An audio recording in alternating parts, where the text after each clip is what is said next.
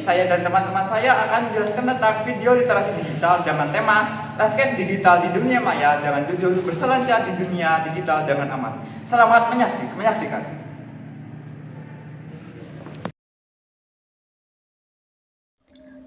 Poin material yang pertama yaitu definisi digital landscape dan dunia maya. Apa yang kalian ketahui tentang digital landscape dan dunia maya? Digital landscape dan dunia maya adalah konsep yang menggambarkan lingkungan virtual dan ruang interaksi yang diciptakan oleh teknologi, internet, dan jaringan komputer. Landscape digital sendiri mengacu pada infrastruktur, platform, dan ekosistem digital yang mencakup internet, aplikasi, dan perangkat lunak, tempat berbagai aktivitas digital terjadi. Landscape digital menciptakan ruang bagi inovasi, kolaborasi, dan pertukaran ide di antara pengguna di seluruh dunia. Dalam konteks ini, etika dan tanggung jawab sosial menjadi penting untuk menjaga interaksi virtual di mana interaksi digital terjadi, seperti komunikasi melalui media sosial, forum, email, dan aktivitas lainnya di internet.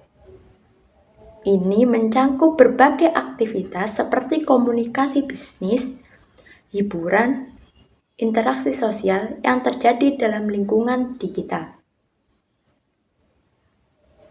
Dunia maya memungkinkan individu untuk terhubung dan berinteraksi secara real-time tanpa batasan geografi, menjadikan sebagai platform penting untuk berbagai aspek kehidupan modern. Pentingnya etika di dunia maya. Pengguna diharapkan untuk mematuhi kode etik tertentu yang mencakup penghormatan terhadap privasi orang lain, menghindari penyebaran informasi palsu, serta menghargai pendapat. Hal ini penting untuk menciptakan lingkungan yang aman dan mendukung bagi semua pengguna. Di sini saya akan menjelaskan tentang perangkat keras dan perangkat lunak. Yang pertama yaitu perangkat keras. Perangkat keras atau hardware merupakan komponen fisik dari sistem komputer atau perangkat elektronik yang dapat dilihat atau dan disentuh. Perangkat keras mencakup semua komponen yang diperlukan untuk menjalani perangkat lunak, termasuk unit pemrosesan, penyimpanan, dan perangkat input atau output.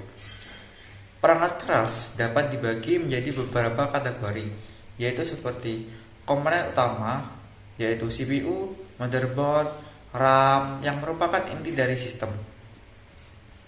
Perangkat penyimpanan yaitu seperti HDD, SSD, USB, drive yang menyimpan data. Perangkat input atau output yaitu keyboard atau mouse, printer, dan monitor yang memungkinkan interaksi dengan pengguna. Perangkat keras bekerja secara sinergis dengan perangkat lunak. Perangkat lunak mengirimkan instruksi kepada perangkat keras dan perangkat keras menjalankan instruksi tersebut untuk menghasilkan output yang diinginkan. Perangkat keras dapat terdiri dari berbagai teknologi seperti sirkuit terpadu, komponen mekanis, dan teknologi nirkabel yang semuanya memiliki fungsi dan kegunaan masing-masing. Perangkat keras digunakan dalam berbagai aplikasi, mulai dari komputer pribadi, server, perangkat mobil, hingga perangkat IoT atau Internet of Things yang menghubungkan berbagai perangkat dalam jaringan. Secara keseluruhan, perangkat keras adalah fondasi fisik yang mendukung dan memungkinkan fungsi berbagai sistem dan aplikasi teknologi informasi. Di sini saya akan menjelaskan tentang perangkat lunak. Perangkat lunak atau software ialah sekumpulan atau instruksi atau program yang memungkinkan komputer berfungsi dan berinteraksi dengan pengguna. Ini berperan sebagai pendukung penghubung antara pengguna dan perangkat keras, menerjemahkan perintah pengguna ke dalam bahasa yang dapat dipahami mesin. Perangkat lunak mencakup berbagai jenis sistem operasi, aplikasi produktivitas, dan perangkat lunak grafis. Dengan demikian, Perangkat lunak sangat penting dalam menjalankan fungsi komputer dan memenuhi kebutuhan pengguna sehari-hari. Jenis-jenis perangkat lunak yang ada yaitu seperti perangkat lunak sistem operasi yang merupakan mengelola perangkat keras dan menyediakan platform untuk aplikasi seperti Windows dan Linux. Perangkat lunak aplikasi yaitu aplikasi merupakan digunakan untuk tugas tertentu seperti mengolah kata atau spreadsheet seperti yaitu Microsoft Word dan Excel.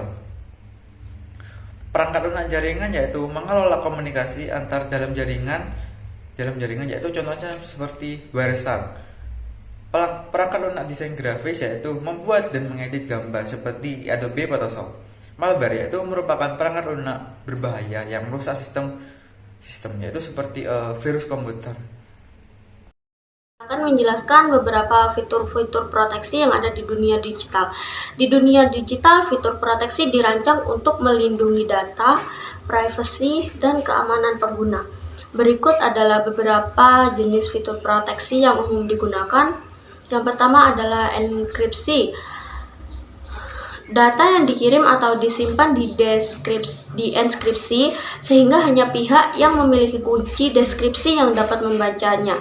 Ini melindungi data dari akses yang tidak sah. Kedua, autentifikasi dua faktor atau two-factor authentication, yaitu atau 2FA. Ini memerlukan dua metode verifikasi, biasanya kata sandi dan kode yang dikirim ke ponsel. Untuk mengakses akun, menambah lapisan keamanan yang ekstra. Ketiga, firewall. Firewall memantau dan mengendalikan lalu lintas jaringan berdasarkan aturan keamanan yang ditentukan. Ini berfungsi untuk mencegah akses tidak sah ke jaringan atau perangkat. Keempat, antivirus atau anti-malware. Program antivirus dan anti-malware mendeteksi, mencegah, dan menghapus virus serta perangkat lunak berbahaya dari komputer atau perangkat. Kelima, Virtual Private Network atau VPN.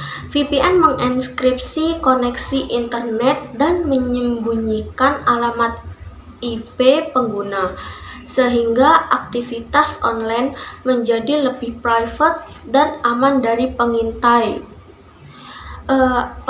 maupun hacker. Keenam, kata sandi kuat dan pengelolaan kata sandi atau password manager. Menggunakan kata sandi yang kompleks dan sulit ditebak adalah langkah yang penting untuk kita bermedia sosial. Pengelola kata sandi membantu menyimpan dan mengatur kata sandi yang kuat dengan aman. Ketujuh, ada proteksi data berbasis cloud atau cloud security. Penyedia layanan cloud menawarkan berbagai fitur keamanan seperti enskripsi data di server, kontrol akses yang ketat, dan pemantauan ancaman untuk melindungi data yang disimpan di cloud. Kedelapan, sistem deteksi dan pencegahan intrusi. Sistem ini memonitor jaringan untuk mendeteksi dan mencegah aktivitas mencurigakan atau upaya penyusupan. Kesembilan, backup data dan pemulihan data membuat salinan cadangan data penting secara berkala, memastikan data bisa dipulihkan jika terjadi keserangan, kegagalan, atau hal yang tidak diinginkan pada perangkat atau terjadi bencana. Kesepuluh, ada privacy dan kontrol akses atau access control. Pengguna dapat membatasi siapapun yang memiliki akses ke informasi pribadi atau akun mereka, termasuk pengaturan privasi di media sosial dan aplikasi lainnya. Yang terakhir ada pemantauan ancaman atau threat monitoring. Alat ini digunakan untuk mendeteksi ancaman keamanan secara real time dan memberikan peringatan agar tindakan pencegahan bisa segera diambil untuk mencegahnya. Dengan kombinasi fitur-fitur proteksi ini, pengguna dapat menjaga keamanan data dan privasi mereka. Selanjutnya adalah ancaman-ancaman di dunia digital.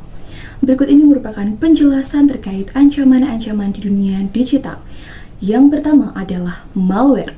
Malware merupakan perangkat lunak berbahaya yang dirancang untuk merusak atau mengakses sistem. Jenisnya termasuk virus, worm, trojan, dan ransomware. Ransomware merupakan jenis malware yang menginskripsi data di perangkat korban dan minta tebusan untuk mendeskripsinya. Ancaman ini sangat serius karena dapat mengakibatkan hilangnya akses ke data penting, gangguan operasional, dan kerugian finansial yang besar. Yang kedua yaitu phishing. Taktik ini melibatkan penipuan melalui email atau pesan untuk mendapatkan informasi sensitif, seperti kata sandi atau nomor kartu kredit. Penyerang sering menyamar sebagai entitas terpercaya. Yang ketiga yaitu serangan cyber. Hal ini mencangkup usaha untuk meretas sistem atau jaringan dengan tujuan mencuri data atau merusak infrastruktur. Contohnya adalah serangan DDoS, Distributed Denial of Service, yang membanjiri server dengan trafik. Yang keempat adalah pencurian identitas. Hal ini sering terjadi ketika seseorang mencuri informasi pribadi seseorang untuk melakukan penipuan atau tindakan ilegal lainnya. Misalnya, menggunakan informasi pribadi untuk membuka rekening bank atas nama korban. Yang kelima adalah keamanan jaringan. Ancaman terhadap jaringan dapat mencangkup intrusi oleh hacker, pengintaian, dan penggunaan jaringan Wi-Fi yang tidak aman. Hal ini dapat mengakibatkan akses tidak sah ke data sensitif. Yang keenam adalah insider threats.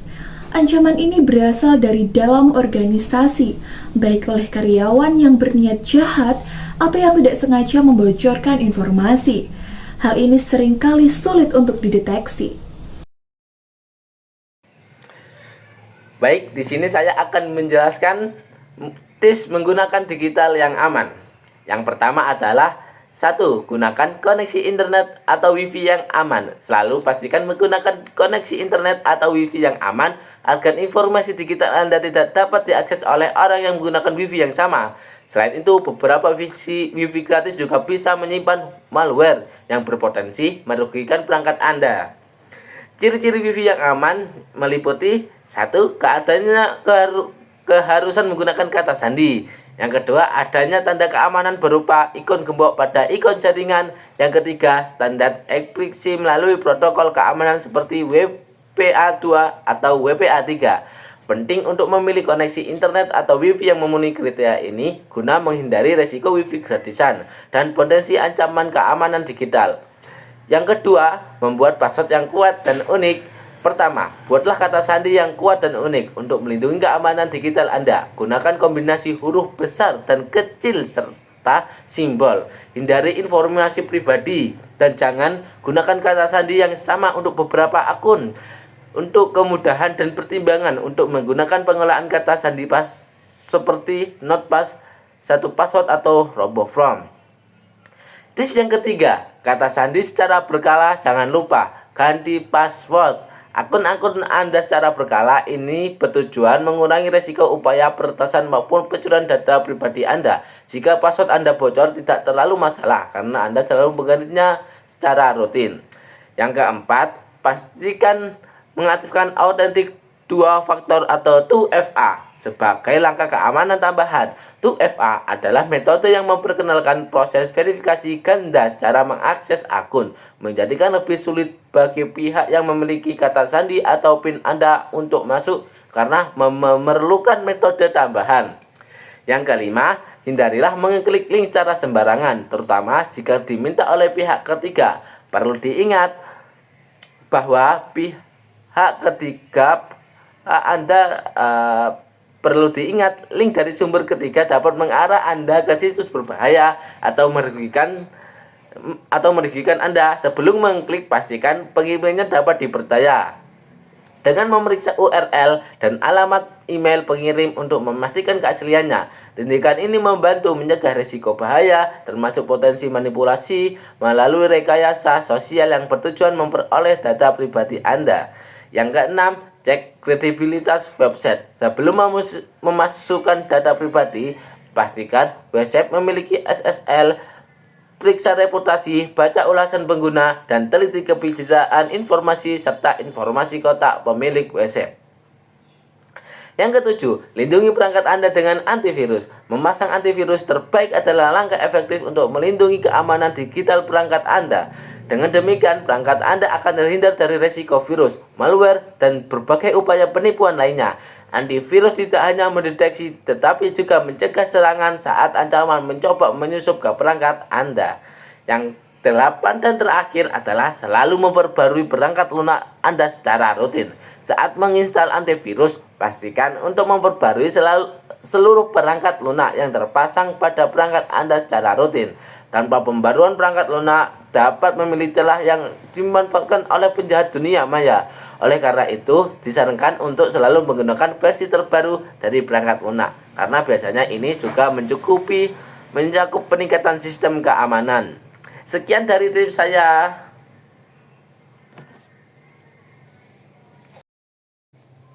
Baik, di sini saya akan menjelaskan kesimpulan dari teman-teman saya tentang landscape digital dunia maya. Kita harus berhati-hati menggunakan sosial media. Tidak boleh mengklik link sembarangan. Kita harus mencari sumber terpercaya, jangan mudah tertipu dengan link sembarangan. Selalu mengganti kata sandi dan jangan menyebarkan informasi pribadi Anda ke sosial media, karena bisa mengakibatkan kebocoran pribadi Anda sendiri. Sekian dari kelompok kami. Dadah!